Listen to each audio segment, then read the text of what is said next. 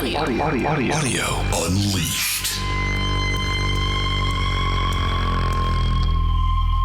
This is especially exciting episode because we're going to be delivering to our listeners the finest possible show coverage of High End Vienna 2026. The best possible. I hate to spoil our nice little running order here of who's going to introduce what, but I'm just going to say this is a point of pride for us because, as you coined our motto on show coverage, we don't go so you don't have to. That's one of my proudest taglines, man. Yeah, but it's legit because like all these other people are getting like wined and dined by manufacturers, right? Or they go to the booth and the manufacturer tells them how awesome their articles are and blah blah, and treats them with respect. Whereas we have no interaction at all, so we are completely unbiased. We are unleashed. Yes, we are. So, but man, you're spoiling it. First, we got to talk about the first segment, man. What are we doing before we get there? All right, so we're going to talk about. I found this cool thing in Tape Op, which is one of our favorite magazines. One of the last magazines. It is a magazine, therefore it is one of our favorites because there's not a lot of options. Yeah, so I saw this review of the SoundID Virtual Monitoring Pro thing. The old one was like they kind of give you a hearing test through your headphones, right? Right. You can make frequency response adjustments with that, but you can't do that much. But this thing, you actually have insert microphones that you put into your ears, and it's actually designed to where you're not like shoving a weird thing in your ear. You measure the sound from your speakers using these mics, and it converts it to where it sounds like you're really in the room with your speakers. And I thought this was fascinating because there's a thing called the Smyth Realiser that's been out for a long, long time, which I did get a demo of that once, and it was like, oh my God, this is just incredible. Except it's $3,000, and it's a big deal. Whereas like this is $300. So this could be a revolutionary thing. I'm not sure if anybody. I was shocked that I had to read about it in Tape Op that no one contacted me, but whatever. Yeah, kind of wild. So since I already talked about High End Vienna, why don't you talk about the next thing? Well, I was just going to say we're going to do High End Vienna coverage. We've got Soundstage's take. We've got what Hi-Fi's take, and we're going to use that as a backdoor to talk about Bowers & Wilkins' new 800 Series D5. But so anyway, after we get done with that, I have questions for you, my friend. But maybe the biggest question is, what the hell were you doing on Instagram?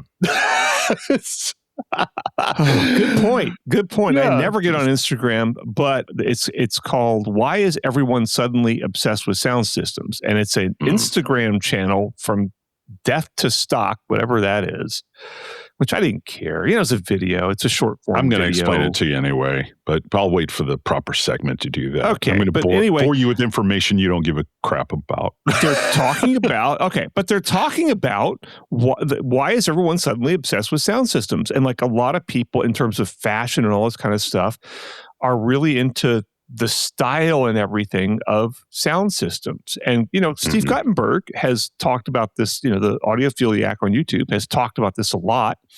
And we have like a little bit, but I want to this is a real thing that's happening is like people, audio systems are starting to be considered artwork and or sculpture or whatever or decor or whatever. So we're going to look at what this person who's outside the audio business, I guess, said and what our reaction to it is, and whether this is a real trend that audiophiles should care about or whether it's just some stupid thing they should ignore. Cool. And then after that, we got to keep our patrons happy. So yet again, going to talk about headphone target curves from two different angles. One coming unsurprisingly from Harman, but it is a new JBL sound curve that has been pushed to one of their headphones, the JBL Tour 1 M3. Well, it's actually two. So also to the JBL Tour Pro 3 in-ears. So this is a variation on the Harman Curve. They say it is an updated sound curve based on the industry-leading Harman Curve and extensively evaluated by quote-unquote golden ears and controlled listening panels. The refined tuning has also been independently validated by Force Technology Sense Lab. So lots of appeals to authority there. But interestingly, sort of tangential to that, the Headphone Show has got a video about the new Dan Clark Audio Aeon Core, which is, they dub it a new era of headphone tuning. And it's a different approach to, is it a different approach to the Harman Target Curve, or is it a different way of analyzing the same data that led to the Harman Target Curve? It's an attempt. So the theme of this segment will be the confusion about Harman Curve, and how basically none of the proponents of it are doing much to help the situation. So we're going to talk about how the confusion emerged, how Dan Clark is trying to kind of get past that confusion, whether or not the confusion is important, because I don't think it is, but I think the fact that people think it's important is important. Yeah. Okay. That makes sense. I like that. Yeah. Anyway, let's start with this Sonarworks SoundID Virtual Monitoring Pro. This comes from Tape Op Magazine, as you said, one of our favorite magazines, because it's one of the only magazines. This is specifically from issue 173, April-May 2026. It's a review by Adam Kagan. And I thought it was really interesting. I thought the way he set the review up was interesting, when he's talking about, we have an entire studio and our laptops in our backpack, every room, even the backseat of an Uber has become a virtual workspace for, sound professionals. He talks about the problem of monitoring. Headphones provide accurate monitoring on the go, but speakers in a well-tuned room remain the gold standard for music production, mixing, and mastering. And he goes through all of the different ways that, you could sort of attempt to get the benefits of monitors in a room over headphones. But anyway, it boils down to, this is a review of the SoundID Virtual Monitoring Pro thing. I got to say, buddy, the most surprising thing about this whole thing for me was the price. If you just outright buy it, $299. If you already have SoundID and you want to upgrade, I think it's $199, something like that. Yeah.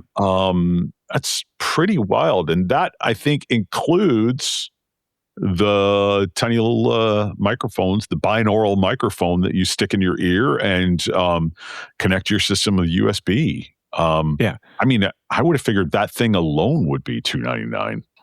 I would have figured more, because the existing ones on the market are more, and they're rare. I think Animotic has one, and it's like $500 or something. Maybe it's $1,000. But these basically look like, I've seen insert mics. I've used them before, and it's like a weird thing you shove in your ears. It has foam around it and stuff, but it's not the kind of thing normal people are going to want to put into their ears, right? These things just look kind of like AirPods. Like it's not going to be real invasive. Anybody could put this in their ear, and so it's two of these earphones / microphones. And they plug into a little module that plugs into your computer via USB-C. And so you're getting a piece of hardware in addition to the software.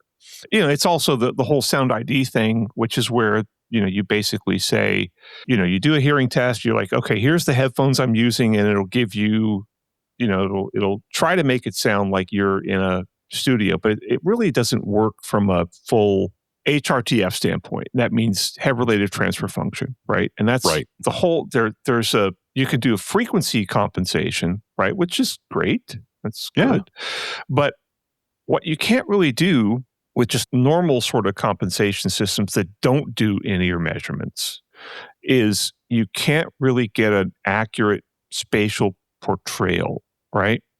So it'll tell you, I mean, you'll know something's left and right, but it's just going to be like mixing through headphones. I mean, you can do it. I do it. But if I have anything serious to mix, I get out my JBL monitors and I set those up and I mix on those, right? Because then you get some kind of an idea of what listeners are going to hear over a normal-ish set of speakers, whatever that means nowadays. Since there are so few people that listen over normal speakers anymore. But that's still the reference. And the thing is, I've been lucky that I've actually gotten to experience systems where my actual HRTF was measured. One of them was a system called a company called I can't even remember the name. It was so long ago, but it was like 1996 or 7. It's a company that made the thing that became the Sennheiser Lucas, and they were based in Florida. And I went down, and they actually shoved these insert mics in my ears, and they had a little anechoic chamber. And you went in there, and they had a little robotized arm with a speaker on it, and it went like ticka ticka ticka ticka ticka ticka ticka, and just moved. And the whole thing took probably 20 minutes, this little speaker moving around your head and it recording. And then they played for me stereo music through it, and it sounded like I was listening to speakers in a room, right? Yeah. But then I never had that experience again. And the Sennheiser Lucas thing, which gave you like 16 different HRTF profiles, none of them really worked for me. And then a lot of other things that attempt to do that, like Dolby Headphone, which is one size fits all, which I used to be the marketing director on, that never really worked for me. But then I had the speaker engineer from Harman, Greg Timbers, who's been at Harman forever and was responsible for a lot of the JBL products. So a friend of mine and consultant in the industry said, "Hey, you ever heard the Smyth Realiser?" I'm like, "No." He's like, "Man, you got to come check this out." And so I went to Greg's house, and they did the insert mics with me and everything. And he had JBL Everest speakers, which we'll be talking about shortly. And so he had like the top of the line JBL stuff, this incredible system. And they play the test tones through the speakers, right? It comes into the microphones, and the thing does its math. And he gave me a set of Hi-Fi Man open back headphones to use with it. He plays some tones out of the rear speakers, or I thought it was the rear speakers. I'm like, "Oh, wait a minute, these are open back." I'm like, no, turn the speakers off. And I would go around. I'm like, "Oh my God, it's coming out of the headphones," because the sound moved. And I was like, "Oh my God, it's coming out." It sounded just like there was a speaker behind me. And I got another demo. Sorry to bore you. I got another demo from Creative Labs because they tried to come out with a thing that would do this by taking pictures of your ears. Except they demoed the technology at CES with insert microphones. And so everybody in the crowd, they ran the test tones with the insert mics, and they played it. And like I waited probably close to an hour to get the demo because it kept breaking down. And for like 10 seconds, it worked. Wow. But they played the center speaker. I'm like, "Oh my God, it sounds just like there's a center speaker there." And it's hard to get a really hard center image, with headphones, right? I was going to say, like, there was the only one of these technologies that's ever really worked for me, and I've never used the Smyth Realiser, but the only one that's ever really worked for me was, Razer, the gaming audio company. Yeah. They have their, I can't even remember what they called it before THX bought them, but it was like a spatial audio app or something like that. So some of their quote unquote surround sound gaming headsets, which they were just stereo gaming headsets with this software. And of course you just use it out of the box, and it kind of has that weird sort of swishy phasey out of your head vibe, like Dolby headphone, but there's no precision to it. But they had a thing where you could tune it. And basically what it was is you're looking at an image of a head with a circle around it, 360, and then placement for like 7.1.4 or something like that.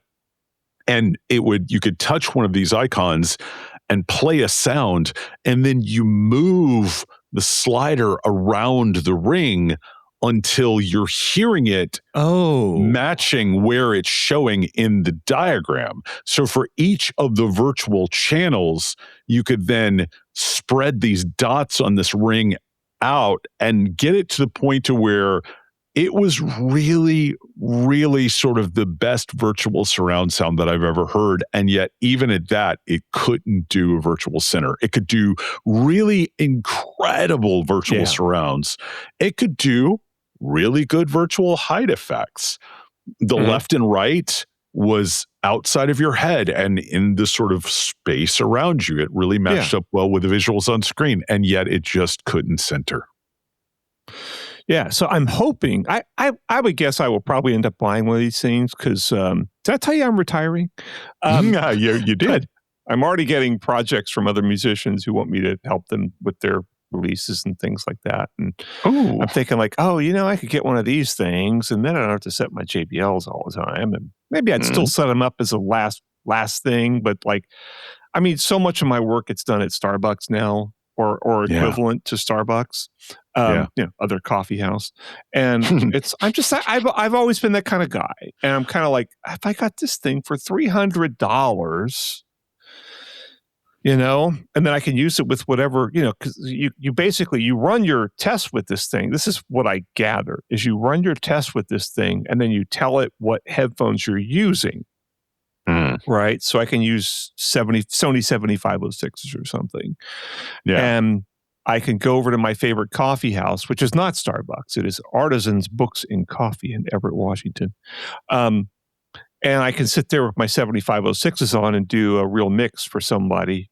And that's the dream. I mean, that's what the Smyth Realiser does, is because, a lot of movie studios, may have to revisit their audio mixes on movies for a lot of reasons. And so rather than have a whole bunch of rooms set up with 5.1 systems, they use the Smyth Realiser because then somebody can sit there in a cubicle and do reference checks on stuff. So I'm pretty, although this is not, the Smyth Realiser is, 5.1 or whatever. This thing is 2.0. Yeah. And, for music mixing purposes, since zero of my musician friends have any clue even what 5.1 is, much less Atmos or anything like that. Yeah. Stereo is still the lingua franca of music. And always will be. That's my opinion, because Atmos is cool, but it's complicated. It is complicated. By the way, I wanted to ask you about something. You were saying you tell it what headphones you're using. As I was understand, maybe I'm misinterpreting the review, but what I took from reading the review is that you put the in-ear microphones in and listen to your speakers in your room, and then you put your headphones on over your ears with the microphones in, and it measures sound coming from your headphones. Because what it says was, here's the line that I'm talking about. The software guides you through a short calibration routine that measures both the room and your headphones. From this, SoundID creates a plugin profile that transforms your headphones to emulate the sound of the measured studio monitor. So it seems to me that, you gotta actually put your headphones on and do the measurement. You're right, but it says it includes SoundID reference for headphones. Okay, it's not really clear. Yeah, but I really think I will. This wouldn't be the stupidest $300 I've ever spent. That's for sure.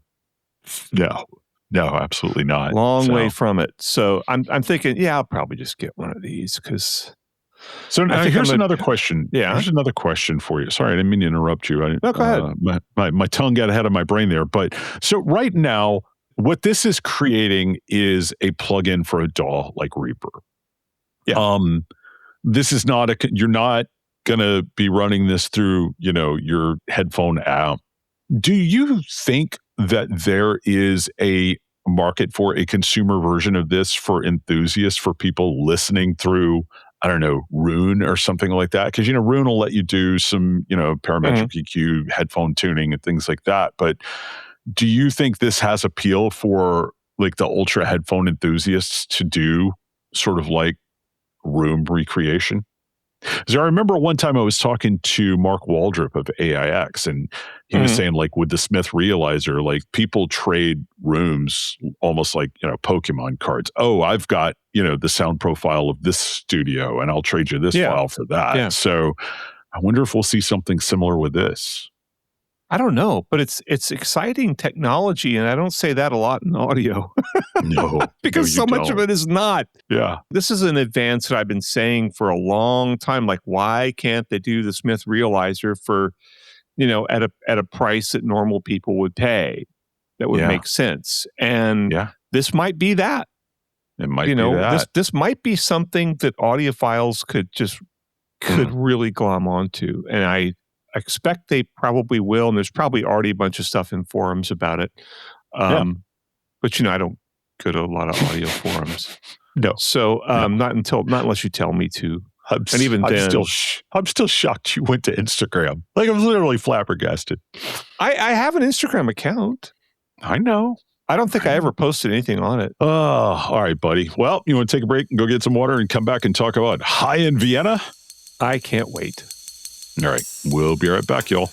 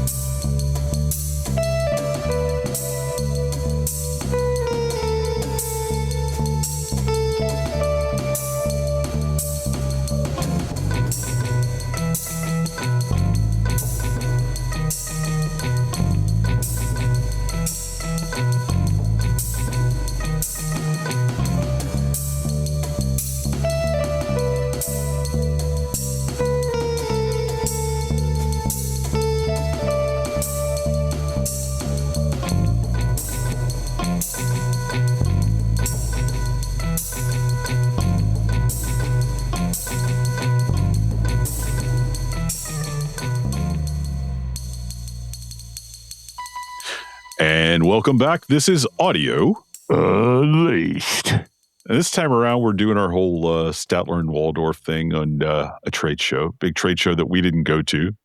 like you said in the intro, we didn't go, so you don't have to either.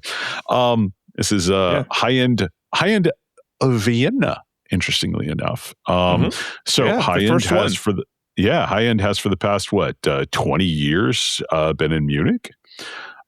Pretty much synonymous with Munich, to the point to where people would just say, "Are you going to Munich?" instead of saying, "Are you going to High End?" It's not there anymore. It's in Vienna. And a lot of the discussion surrounding this year's show is the venue change. I mean, I've seen more ink spilled on what's it like being in Vienna this year than I have what products were shown. Maybe that says something about our industry. I don't know. But I mean, even Doug did it. We just recorded an episode of the Soundstage Audiophile podcast that will be actually coming out before this episode comes out, where they talk about Vienna, and fully half of that conversation was just about the new venue. So that seems to be what people are interested in, man. But I was interested in, like, most people thought the venue was nice and it has limitations. Look, no venue is perfect for a sound show. Obviously, they're not built for that reason. But everyone seemed pretty happy with it.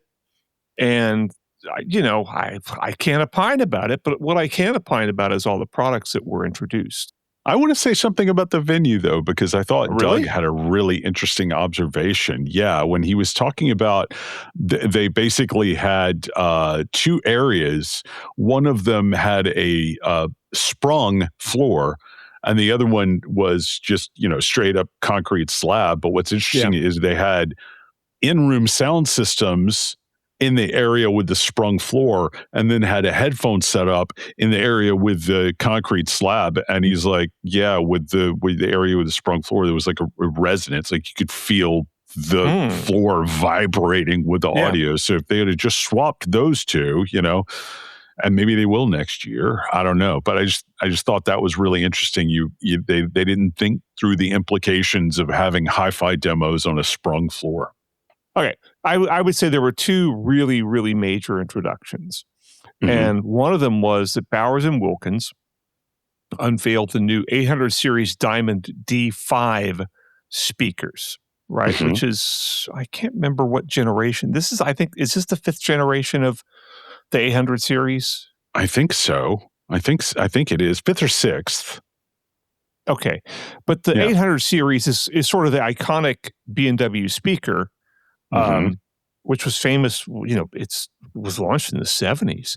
It had a separate enclosure for the woofer, a separate enclosure for the mid-range, which was made from woven Kevlar, which was yellow, and then a little separate enclosure for the tweeters. So the drivers were all isolated from each other and did not acoustically interact or anything like that.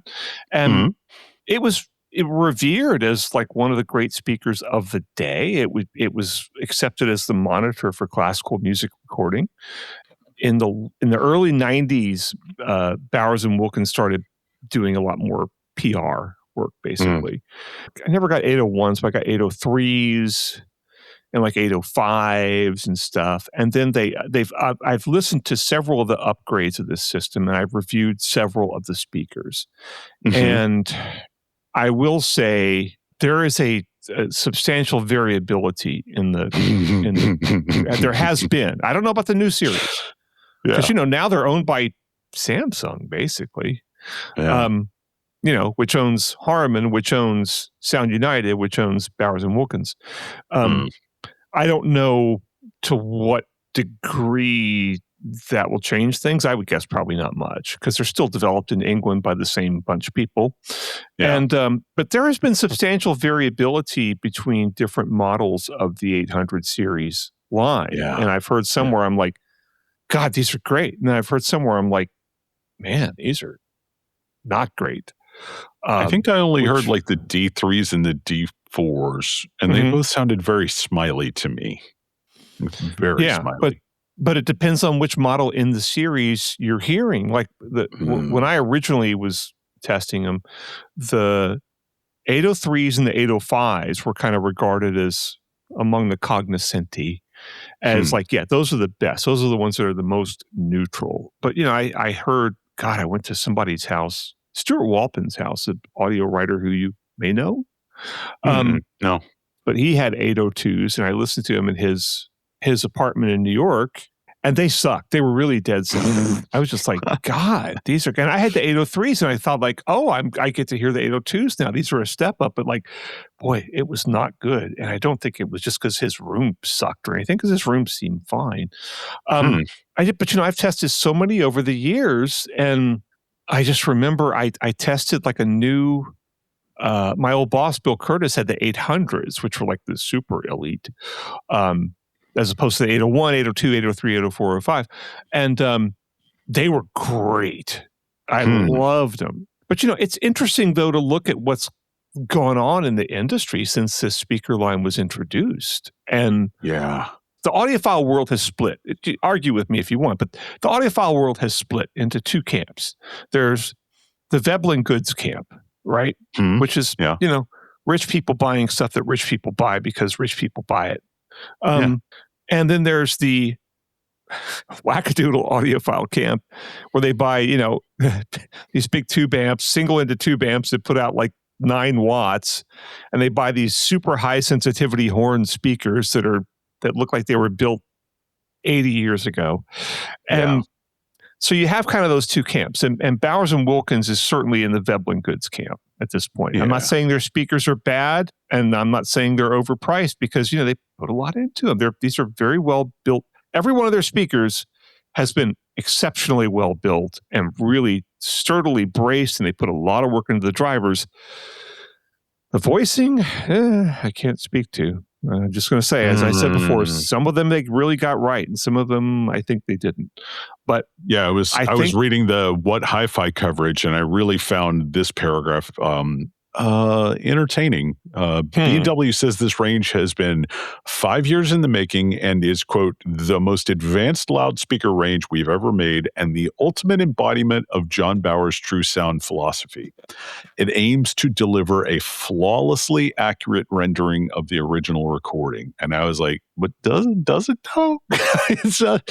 Maybe if the original recording were mixed on Bowers and Wilkins 800 series speakers, but well, and it's like everybody can say that, let's just look around my room here, my lab. Oh, the Mika MB42X speakers I have, which are excellent, which actually measure great. They're 100 a pair. They can say that. Anybody can say that. It's like, you know what? Marketing people, come up with something new to say. Just try. Yeah. Don't just be chat GPTing this stuff. Okay, but real question though. Mm-hmm. If it works, why should they put in the effort? Show me the incentives and I will tell you the outcome. What incentive do they have to come up with a better pitch when audiophiles fall for it like catnip? Well, just personal integrity. And, and I will just repeat a phrase that I read when I was a kid reading Musician magazine about the early 80s King Crimson stuff as it was happening. And they had like Robert Fripp's diaries when he was doing that stuff, which was just fascinating. Wow. And I'm not even like a Fripp idolater like a lot of people are. I recognize him for what he can do. Anyway, he said he had read a book by Stafford Beer called The Brain of the Firm, which I think was a famous like business textbook 100 years ago or something. And there was an idea that was, if it works, it's out of date. Interesting. Okay. I could just leave it there. We should talk about the new. We should talk about the new Everest speakers, the new JBL Everest, which I was shocked that they did this. Yeah, me too. This has been their top of the line for a long time. They are stunning. Like I said, I heard them at Greg Timber's house, who was one of the guys that worked on them. And I think he was the primary engineer behind them. It was two, 10-inch drivers, 12-inch drivers with a horn and, compression driver horn. And so the horn was doing most of the work because the two woofers next to each other, if you start to run high frequencies too much into them, they'll interfere with each other, right? So but now they've added another driver to it. It looks similar. It still has two sort of angled front panels, and it's got two woofers now of different sizes, right? Yeah, the larger of the two is 15. So I think in the old speaker, the old one was 15 or 10, I can't remember, but so the horn was doing almost all of the work. And in this case, it's still doing almost all of the work, as much as they may want to have two different woofers in there. Yeah. But I'm interested in this because, all right, look, I'm going to confess, I kind of started to give JBL up for dead a little bit, or think like, okay, this is a company that makes Bluetooth speakers. And they make all their money on Bluetooth speakers. But I thought, since the research arm seems to be kind of largely shut down, all the people that I know that were deeply involved in that, Sean Olive and Ty Welty and Alan Devantier, who worked on the Samsung side but used to work for Harman, are all gone from there now. So many of the old engineers have retired or passed away, and it seems like it would be a very different company now. And I was thinking like, well, maybe they're just going to say, hey, we'll keep making some box speakers for the 5 people that want that, but we're making all of our money on these $40 Bluetooth speakers that Brent recommends in Wirecutter. And, their big party speakers. God, their party speakers are great. And they must sell a ton of them. They keep coming up with new models. But so I was happy to see this. So it's like, wow, JBL is still a serious player in consumer high-end audio. Yeah. I love the look of them too, looking at them on their website, like the glossy wood grain finish. And I mean, they're imposing. And they're huge. And the use of carbon fiber on the baffle is interesting, but they're just beautiful, man. They're just really beautiful speakers. And I don't know why. I feel like I often say on this podcast, if I had oligarch money, but seriously, if I had oligarch money, I'd be looking at these going, ooh, yeah, I could be happy with these speakers. They're big and cool and imposing, and they tell a story, and nobody's going to walk into your room and ignore these things. Look, I assume they're still really, really, really well engineered. The old ones were just impeccable. It's like you listen to them, you couldn't find a flaw in them.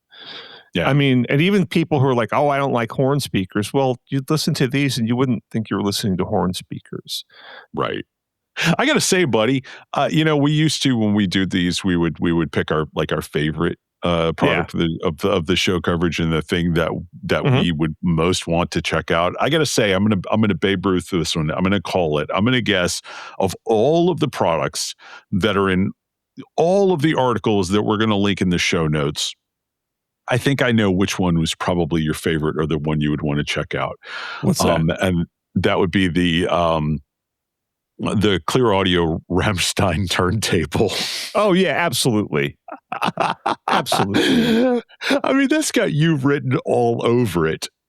So yeah, Clear but Audio. I just had to point it. I have to say, it's pronounced Rammstein. Rammstein.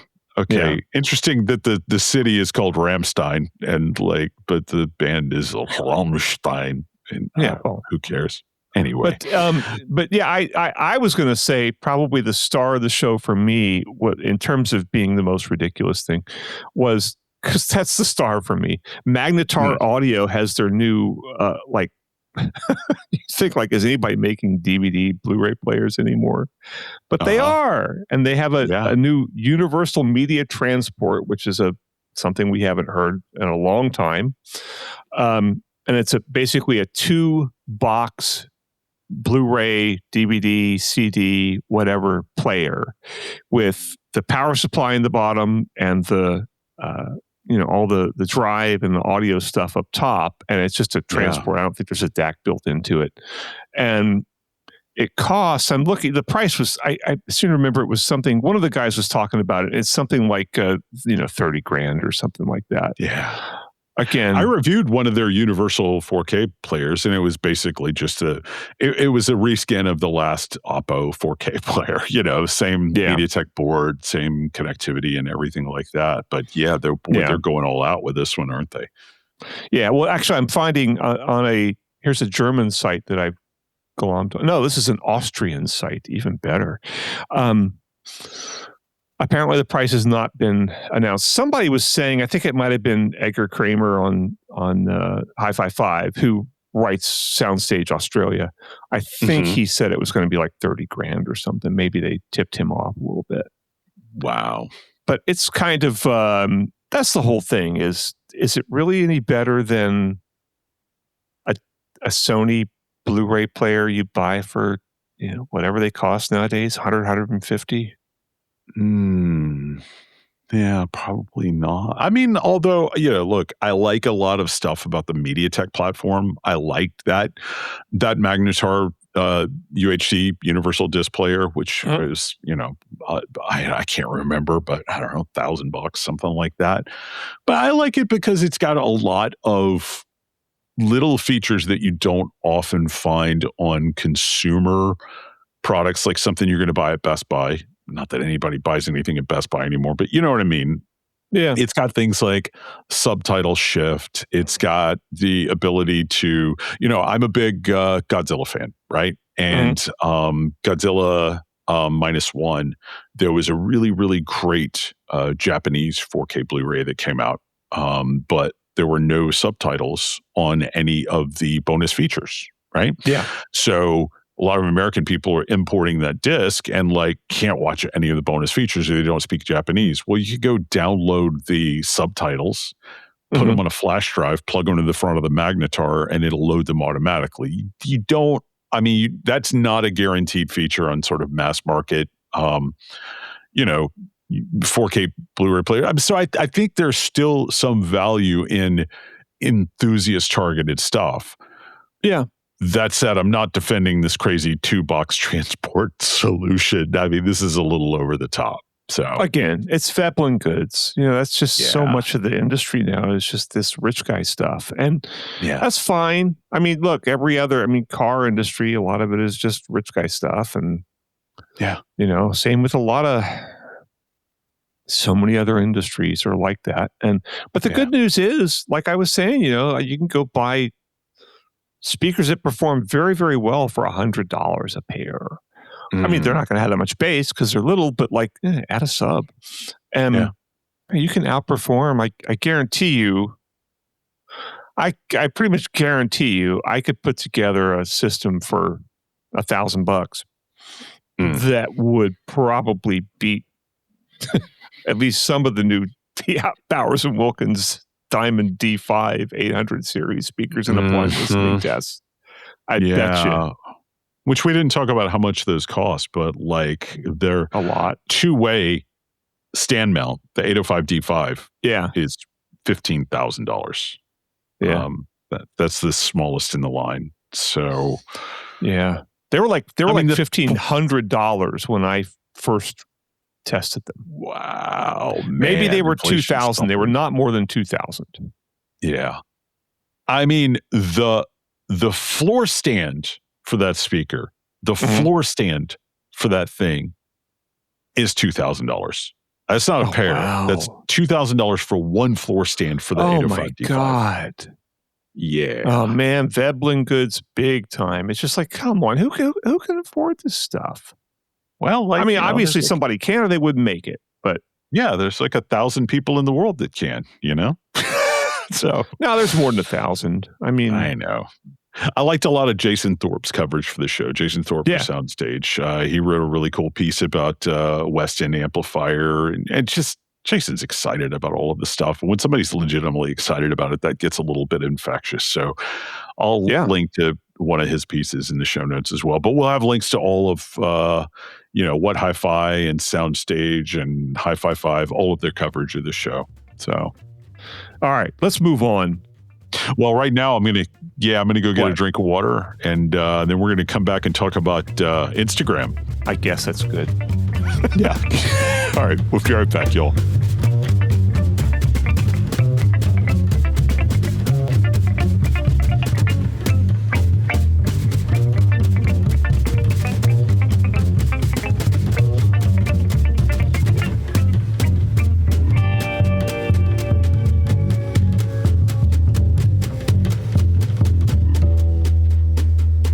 And we're back. This is Audio Unleashed.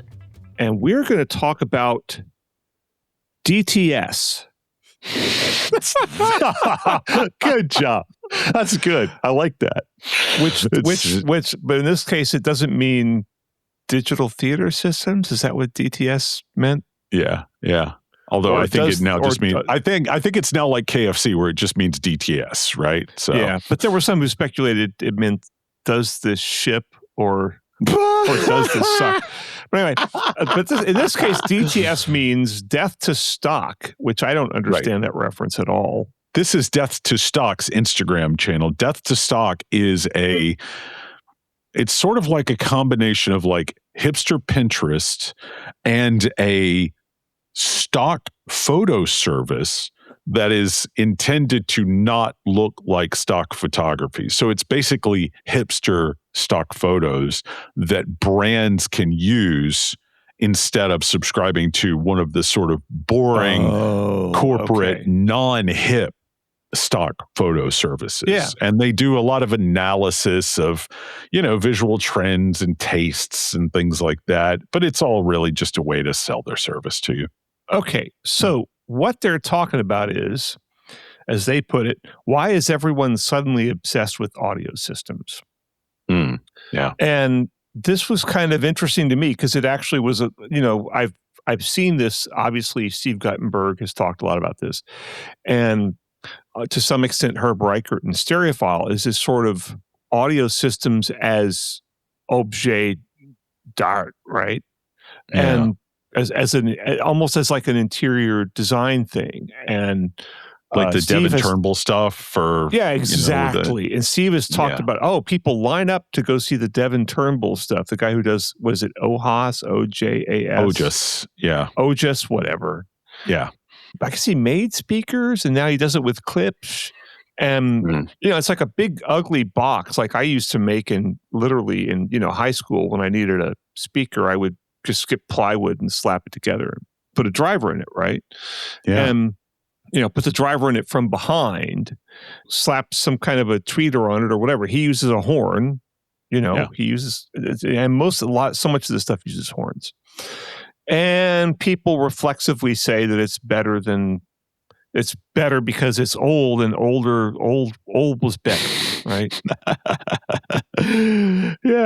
Yeah. So anyway, but it's a parallel trend of like the whole old is better thing among audiophiles, but also designy kind of people that don't care about audio. Maybe they might care about music. They don't care about audio. Right. But they like the look of the stuff. And in this particular video, they show a lot of speaker systems and things like that are pretty retro. And they talk about, and I'm going to throw it to you here. This goes hand in hand with the comeback of physical media because music platforms are becoming a source of corporate surveillance and control. Mm-hmm. Okay, You're free to rant for about 10 minutes here. I think it's true, but I think here's the weirdest thing for me about all of this. I mean, I do think people are rebelling against streaming, subscriptions, all of the sort of like, Spotify is selling your usage information to Google, who's selling, your personality information to Amazon, who's selling your political views to Facebook and all of that crap. And I do think a lot of this stuff is just rebellion against that. But also, I think there's like a cargo cult element to a lot of this. You're familiar with cargo cults, right? I'm absolutely not familiar with that. So cargo cults are. It's much more complicated than it is conveyed in sort of, a normal discourse. But basically, to boil it down to the essence that people are latching onto, cargo cults were a thing in World War II, especially in Fiji. Like, once the war was over and all of the GIs left, the indigenous people started like building runways and like air traffic control towers out of bamboo and stuff, thinking that was going to bring the goods back, bring the wealth back, the items, because they got used to all of this stuff coming from the sky. These white men came in and built runways and towers, and all of a sudden they had all of this material goods. And so when they left, they thought, well, if we build the runways and the towers, then the planes will come and bring us all of these good things, right? It's not really that simple, but that's sort of what it's boiled down to in the rational discourse. So when people talk about cargo cults, they talk about if you sort of recreate the superficial aspects of something, then that's sort of an attempt to bring something back. And I think that's what a lot of the sort of retro stuff is for a certain demographic of very young people. It's just like, life is awful. It's getting worse. We've heard stories from our parents. Things were great when people listened to Walkmans and had console stereos. And so I think they're just in a way trying to recreate the aesthetic and the vibe of what they view as a less horrible time. And I think that plays as much into all of this as the whole tastemaker aspect. I think the tastemakers are sort of latching onto that more than anything else. Yeah, they actually pointed out in here that, which I didn't know this. Somehow I was not plugged into this scene. Bad Bunny has done a collaboration with Zara, which is a clothing store, I guess. Oh. We're audiophiles, so clothing is not our area of expertise. No, Quite man, we're in the Dark Side of the Moon t-shirts, man. Yeah. And so anyway, he has a line of clothing now that's sold through Zara that he, I guess, has designed or consulted on something. And they are now doing like special pop-ups. So, they basically do temporary stores, and they're showing one that's in Madrid, in the Plaza del Cayo, Madrid. And it's got a bunch of big, giant woofers mounted in the wall. And apparently it's non-functional. Right. According to the DTS person who does the thing. I love saying that. According to the DTS person who's the announcer here, these speakers are non-functional. And it's like a woofer that must be like 24 inches or something. They're huge, and they're just flush mounted in the wall to just have like a woofer there. Okay. As just for the look of a woofer, right? Right. And so some of it's becoming hip. And what does it mean for audiophiles? Are like, we're going to be hip now? Probably not. But I mean, that just reinforces the whole cargo cult thing I was talking about. Like, why would you have a woofer that does nothing? Because like woofers are like, a sort of, they're not an evil, but they're necessary. They're functional. They're utilitarian. Yeah. I mean, rarely are they pretty, but all of a sudden, just the presence of a woofer is something desirable, not because it does anything, but just because it's a vibe, right? I don't know. To me, that has very little to do with actual audio and nothing to do with sound reproduction. It's just, I don't know, man. Like I said, it's aesthetics, it's a vibe, it's taste, it's something that has been completely divorced from its actual functionality, Yeah, I just honestly, I don't like seeing these raw speaker drivers shoved into a wall. Mm-mm. When I see raw speaker drivers, I think of something I need to fix or a project that I didn't finish. So this is not a good connotation for me. I don't like to look at this. Yeah. I don't think it's cool. I mean, whatever. If people like it, that's fine. But I mean, I gotta say, just the whole OHAS Devin Turnbull thing. Mm-hmm. Those speakers, there's no way look, everyone again, the rule on audio. Unleashed. Yeah. Good response time there, Dennis. Man, you are getting old. Yeah. But anyway, the rule here is that anybody can listen to any audio product and say it sounds good. And there's a lot of people that listen to these Devin Turnbull OHAS speakers. And you look at those things and you're like, there's no way that thing's going to be flat. There's just no way. And I mean, conceivably, you can get a 12-inch woofer and a big, relatively full range horn and make it sound flat. But did they? I'm guessing they didn't. Probably and if they tune not. it to the tastes of people who are into that, is it going to be tuned well? No. But is it even going to be tuned? Is it even going to make sound? I mean, it's like so much of the stuff here just doesn't. Good point. Yeah. Does it even have to be tuned? That's the whole point is if this stuff is for looks, it doesn't have to sound good anymore. And again, you can say people will, I think more speaker manufacturers, going back to what we were talking about with the Vienna show, I think, so much of the trend now is toward these big, ugly, boxy horn speakers that have really high sensitivity, and you can run them off a little dinky 1930s amplifier. And people say it sounds great. And I think you're going to see a lot more audio companies kind of copying the Devin Turnbull model and making products that really are not as functional as they could be if you employed actual science. Yeah. But they'll look cool and they'll sell because they look cool, and they'll sell because there are certain reviewers you can say, with this, I went back to the designs of the 1930s because those were, that's before the big corporations and all the pointy-headed scientists and Dewey and Hirsch and all those people got involved in this hobby and ruined it. I'm going back to the pure sound of the 1930s, and there's a lot of reviewers that will fall for that. Yeah, a lot. Although I have to say, and I run the real risk of sounding like the people that you're caricaturing there. Mm-hmm. But I have to say, if I thought that there was a real chance that in any significant way this trend would result in more people turning off their effing phones and sitting down and just listening to music, I would be much more excited about it.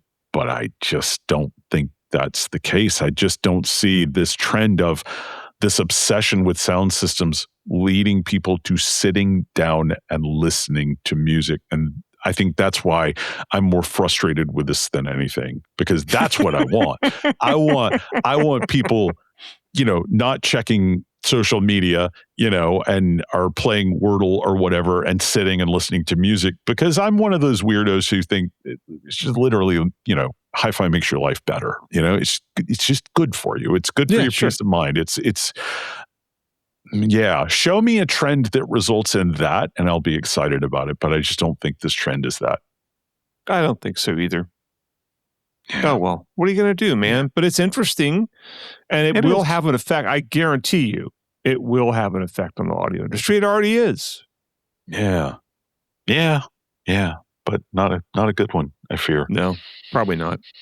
So anyway. Oh, well. Anything else you want to say about this one, buddy? No, but I don't know. I guess, it's just weird to me to literally see speakers that look like I built them. Yeah. Quickly, without trying to make them look good. Yeah. Well, effort is a little passé these days. The speakers I built when I was a kid were speakers with whatever plywood my dad had laying around and whatever drivers I could find at Radio Shack for $10 or something, Yeah. And they looked like these speakers, and they probably sounded about like these speakers. Yeah. Probably. But Bad Bunny didn't have anything to do with them, man. So, he was not alive then. Yeah. All right. Well, we've talked enough about it. Let's do some credits, bud. So this is a Butterburger production. That means it's me and you. We did it. We made a podcast together, buddy. We did. And I'm going to be mixing, mastering, EQing, compressing. Yeah. Doing whatever it takes to get this thing sounding good. Yeah. What are we doing now? You're just going to pick some golden oldies for music? Yeah, I'm not going to have time. I'm taking off from music camp this weekend. So, ooh, fun. Where's that going to be? Get all my work done. Port Townsend, Washington. All right, you told me that. I completely forgot. It was recurring theme. Me getting old. All right. Well, any other shout outs you want to do? Any other credits or people we need to thank or anything like that? No. Thanks to all the people who went to the Vienna show. So we didn't have to. So you don't have to. Yeah, absolutely. All right. Well, everybody, thanks for joining us. We'll see you in a couple of weeks. But patrons, stick around. We got one more for you. And yet again, it's about the Harman Target Curve. Yeah. Thanks, everybody. Bye.